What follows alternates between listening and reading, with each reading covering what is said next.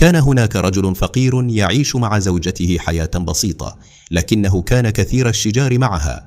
وفي أحد الأيام بعد خلاف حاد قرر الرجل أن يبتعد عن القرية ويسافر إلى بلاد بعيدة بحثا عن حياة جديدة. انطلق في الصحراء وحيدا، وبينما كان يسير لمح أمامه مشهدا غريبا. كان هناك جزار يبيع لحما جديدا وطازجا، ولكن لم يقترب منه أحد.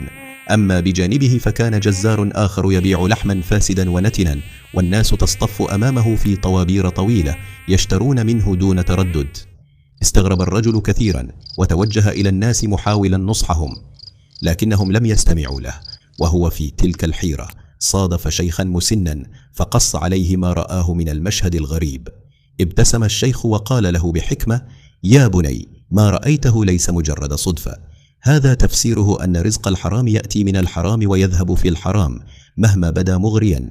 أما رزق الحلال فقد يبدو قليلا لكنه طيب ونظيف، ويعود بالخير عليك وعلى من حولك. لا تتعجل وراء السهولة، بل اتبع طريق الحلال مهما كان صعبا.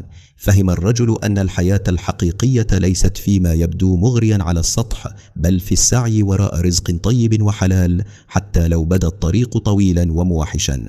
ومنذ ذلك اليوم صار الرجل يسعى دائما للحلال في رزقه وعلاقاته، وعاد إلى زوجته وعائلته.